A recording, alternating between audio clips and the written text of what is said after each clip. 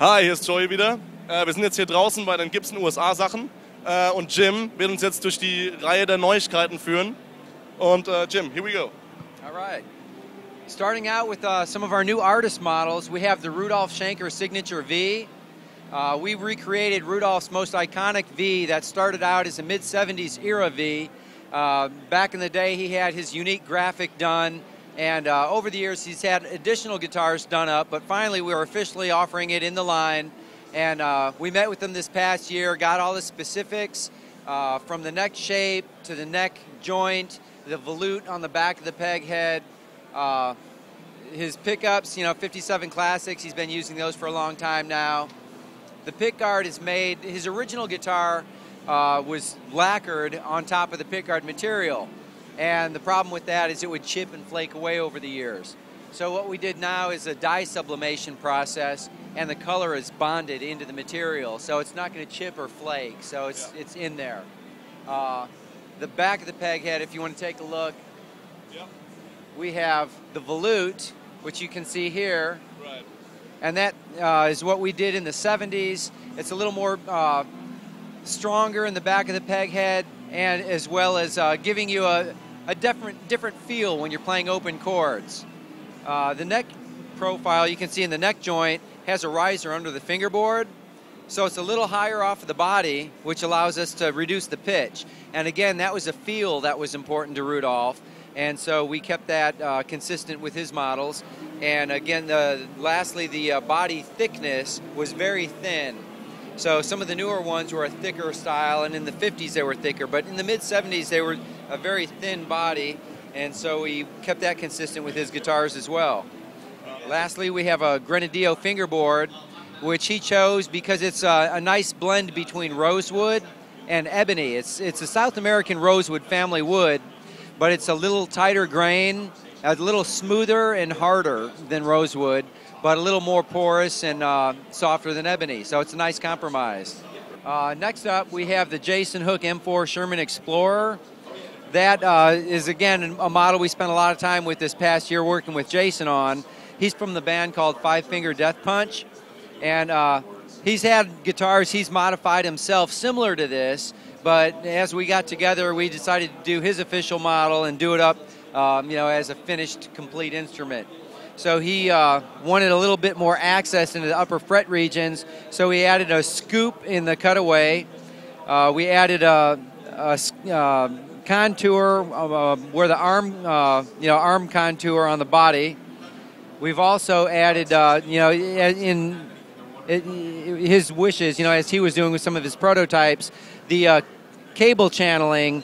Instead of having a pick guard, we mounted the switch on a jack plate, and then we have this cable channel that feeds the wires through to the pickup. So it just gives it a unique, kind of rugged industrial kind of look. And then his unique Sherman Explorer graphic. Tone controls are conventional 2-volume and a tone control, and we're using a Seymour Duncan pair of pickups per his specification. All right. Next up, we have the Bill Kelliher Golden Axe Explorer. Again, this is a guitar we worked with Bill on this past year. It has a real striking gold burst finish. We thought, we've done silver burst, gold burst was kind of a natural, and with gold hardware, we also have his lace Hemi, ultra Hemi pickups, and they're or nitro Hemis. They're a pickup he's been using for a long time. We also added coil taps in the push-pull switches, single volume, single tone, 3-way pickup selector switch, all located in the control cavity here. And in place of where a switch would go, we added his graphic there. So it's very ergonomic, 1 volume, 1 tone, pickup selector, all right there. So it's very fast access, and gold hardware, like I said, his Golden Axe truss rod cover, cream-bound body and cream-bound neck. Next up, we have our 50th anniversary Firebird and 50th anniversary Thunderbird instruments. This is, of course, the 50th anniversary, so we're doing the gold editions of those. Gold finish, gold hardware, classic appointments, and then the 50th anniversary graphic on the pickguard, and the Gold Eagle, or Gold Bird. So very striking commemorative guitars. Next, new for this year, we've done the Joe Bonamassa Les Paul Standard. We've done Joe Bonamassa guitars in the past. They were based on the studio format.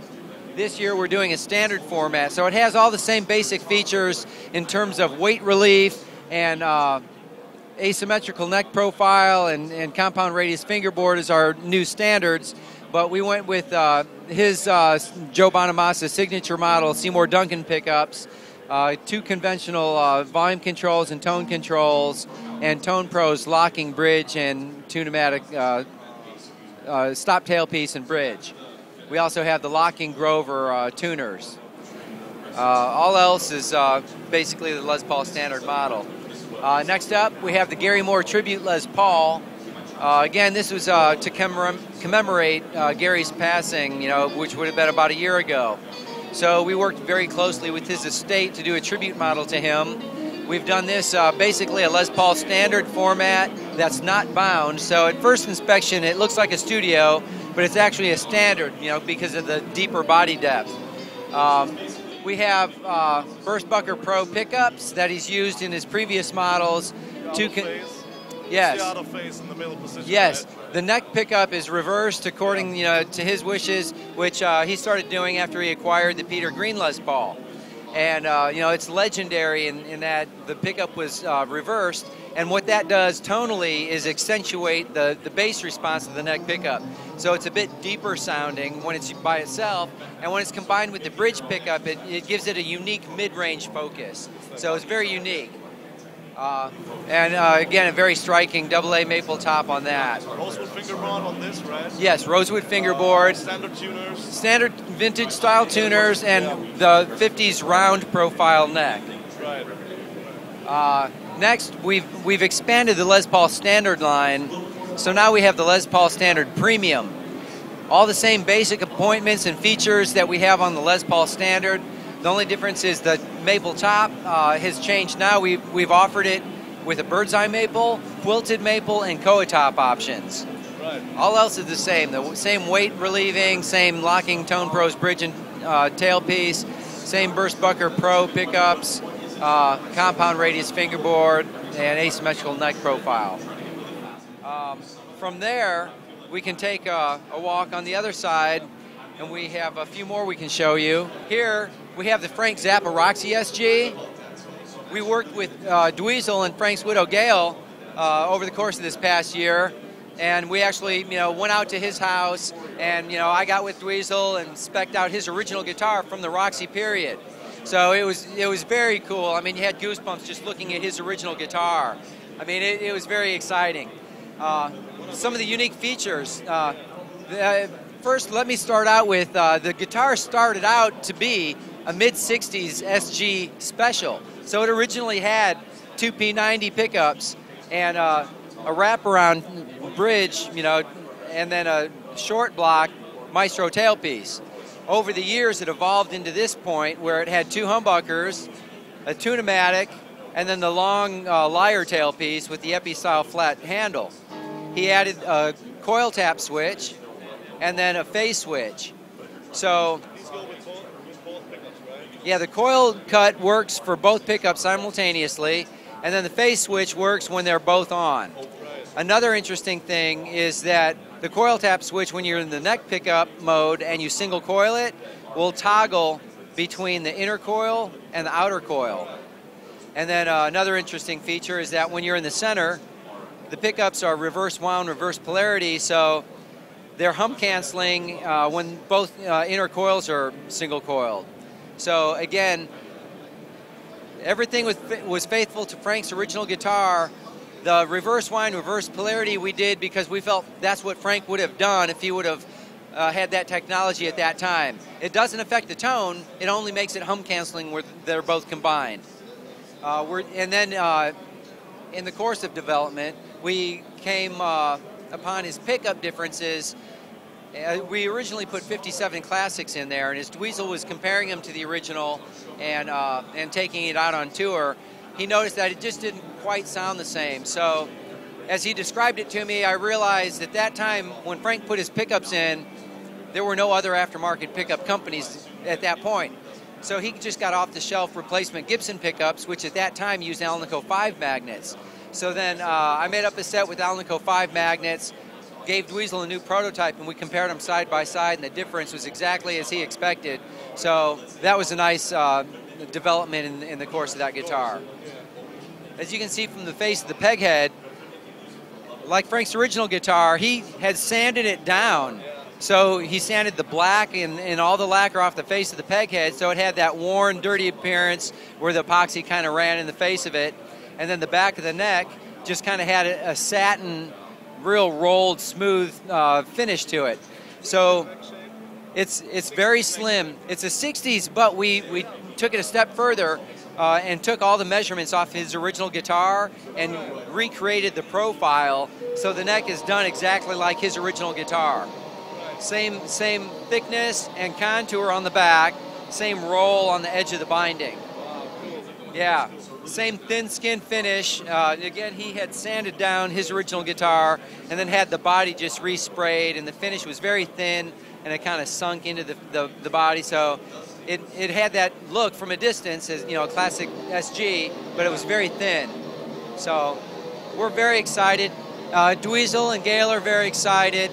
It's you know, a very historic instrument. So yeah, Dweezil has been taking it on the road. He's been he had the first prototype, I think, in late spring of this past year.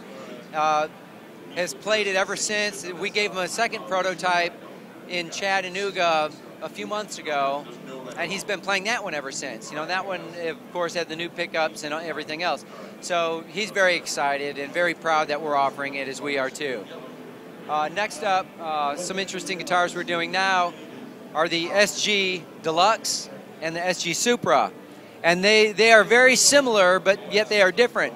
So starting with the Deluxe, we have obviously the Bigsby that we've added, and then 3 humbuckings, which are 57 Classics and 57 Classic Plus in the bridge to calibrate and balance the pickup output. When you look at it, you just think it's a classic Gibson 3 pickup guitar, but what's different is we still have 2 volumes and 2 tones and a 3-way selector, but we've adopted some of the technology that we've used in our FBX and LPX guitars, which is the tog pot. So on the pickup selector switch, it's actually a pot built into the switch. And what that does is allow us to blend the middle pickup on or off with wherever the other 2 pickups are. So in this case, if we're in the bridge pickup and we have it rolled counterclockwise, it's just the bridge pickup. When we roll this counterclockwise, it blends in the middle pickup. So it's like a dimmer switch. Very similar, yeah. And so now in the center, when it's on, now we have all 3 pickups.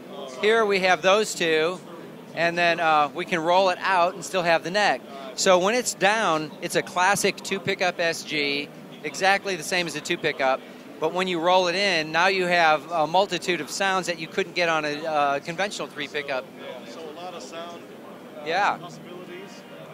Maple top? Yeah, figured maple top. 24 frets? 24 frets, mahogany neck, and mahogany back. Split diamond inlays. Shall we go next? We can go one more. One more, okay. Lastly, we have the Sg Supra, and this is the counterpart to the Les Paul Supreme. So we took the SG to the highest form. You know, we added the split block inlays. We went with the figured maple, solid figured maple body, rich light fingerboard, the Supra inlay on the peg head, very similar to the Les Paul Supreme, but with the Supra designation, and the multi-bound peg head veneer.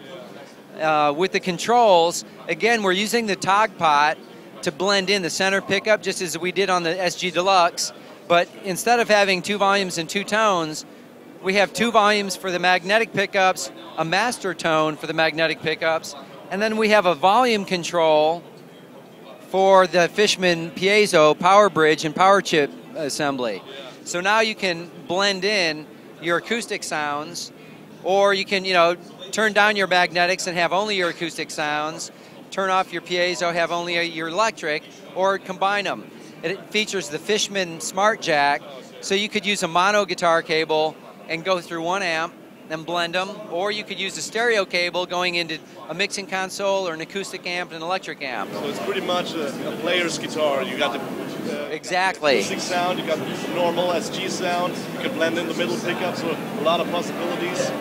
People like with one guitar. Yeah. And thousands of sounds. Thousands of sounds in a very clean vintage style format. So not a lot of additional switches and bells and whistles and all that. Right. So.